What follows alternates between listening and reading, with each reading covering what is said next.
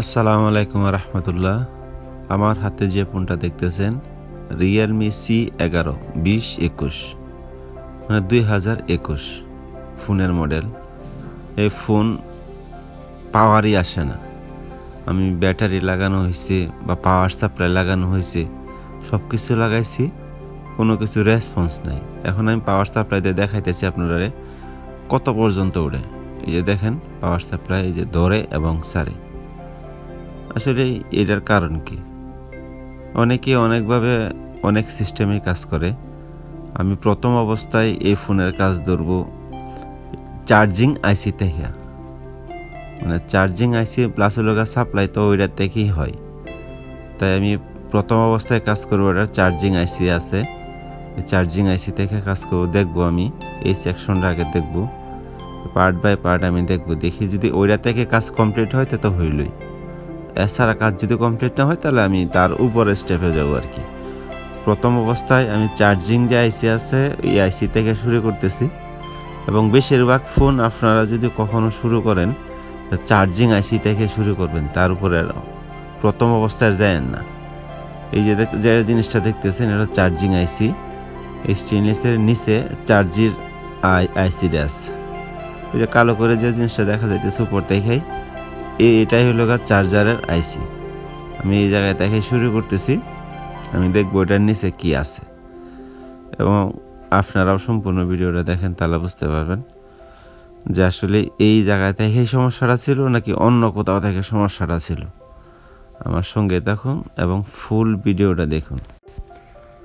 স্টিলটা remove করব, remove করার পর দেখব যে আসলেই কোন কোন জায়গার মধ্যে সমস্যাটা। এই যে স্টিল আমি রিমুভ করলাম, রিমুভ করার পরে এখন দেখেন আমি এটা সম্পূর্ণ মাদারবোর্ড চেক দিব, ভোল্টেজ, আউটপুট এবং ইনপুটের এগুলো আমি চেক দেব। চেক দিয়া দেখবো যে আসলে বিষয়টা কি। মাদারবোর্ডটা পরিষ্কার করে নেই, পরে দেখি যে আসলে মূলত সমস্যাটা কোন জায়গায় দেখাছিল।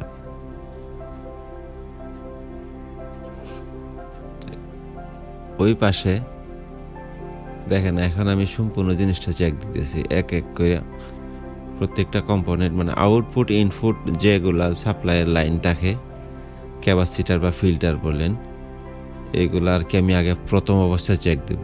এই যে সাদা দেখতেছেন আর একটা কালো, যেটা কালো হয়েছে মূলত এটা সাদা ছিল, এটা কালো হয়েছে, এটা হিটে মানে ফোনটা শর্ট হয়ে রয়েছে তো ওইটার জন্য আর কি।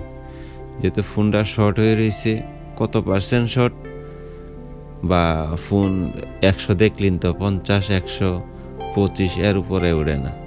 মানে এই অবস্থায় ব্যাটারি লাগানো থাকলে একবার পাওয়ার বাটন চাপ দেওয়ার পর যদি আপনার 50, 40 এইভাবে ওইটা বসে থাকে, তার মানে কি চার্জারের অবস্থা কিন্তু একদম খারাপ পর্যায়ে চলে যাবে ব্যাটারি। মানে যে 45, 40, 50 এটা যদি সবসময় এই অবস্থায় থাকে ফোনটা রিপেয়ার করার আগ পর্যন্ত, তাহলে ওইটার এম্পিয়ারটাও কমে যাওয়ার সম্ভাবনা থাকে বা ব্যাটারি একদম ডাউন হয়ে যাওয়ার সম্ভাবনা থাকে। এই যে দেখেন এই দুইটা ফিল্টার মানে ক্যাপাসিটার, এটা শর্ট, একটা কালো হয়ে গেছিলো প্লাস আর একটা হলুদে আছে। আমি দুইটা একসাথেই পরিবর্তন করবো, সমস্যা নেই। আমি অন্য একটা পুরাতন মাদারবোর্ড দেখে কয়েকটা ফিল্টার আনবো, মানে ক্যাপাসিটার আনবো।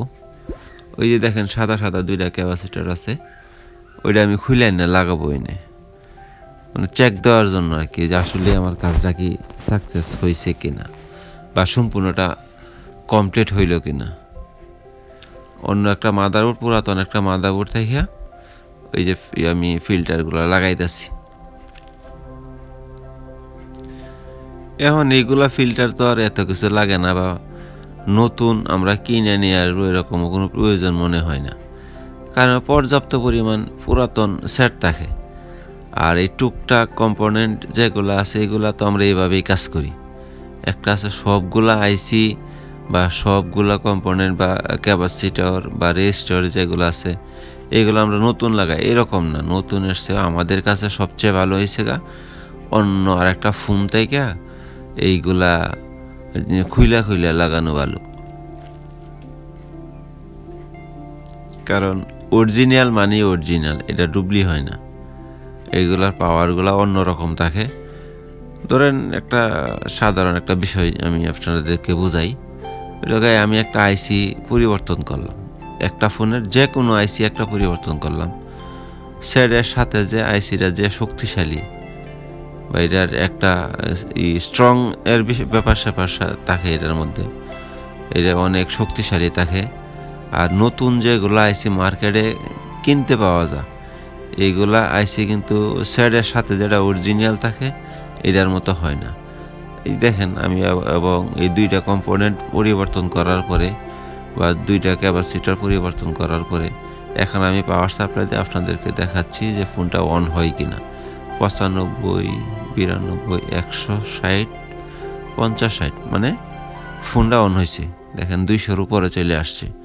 আগে কত ছিল? 50, 100 এরকম ছিল, এখন কিন্তু 200-র উপরে। তার মানে কি, যে দুইটা ক্যাপাসিটার আমি তুললাম এইগুলা কিন্তু হলুদ কালার যেগুলা থাকে বেশিরভাগ কিন্তু ফিল্টার সিস্টেম থাকে আর কি। মানে ক্যাপাসিটার যেগুলা বলি আমরা ফিল্টারিং সিস্টেম থাকে। আর যেগুলো কালো কালার এইগুলা কিন্তু সাপ্লাই বা কিছু কিছু সাপ্লাই থাকে, মানে আমরা রেজিস্টার বলি, বা এইগুলা মান অন্যরকম থাকে। মানে এত কিছু বললে তো আর আমি বুঝাতে পারতেছি না। আসলে বিষয়টা হলো সাপ্লাই যেগুলা থাকে, মানে সরাসরি সংযোগ না থাকলেও যেগুলোর মধ্যে আপনার 5 ভোল্ট বা 4.5 ঢোকার কথা, এই জায়গা থেকে 2.1 ঢুকতেছে। তার মানে কি, এই যে রেজিস্টারটা আছে ওইটা দেওয়া ভোল্টেজটা কমানো হয়েছে, কমায় পরে দেওয়া হয়েছে। মানে আমরা ট্রানজিস্টর সিস্টেম যেরকম আমরা 12 ভোল্ট থেকে 5 ভোল্ট করি বা 8 ভোল্ট করি, এরকমভাবে সিস্টেমটা আর কি দেয়। এটাও একই সিস্টেম।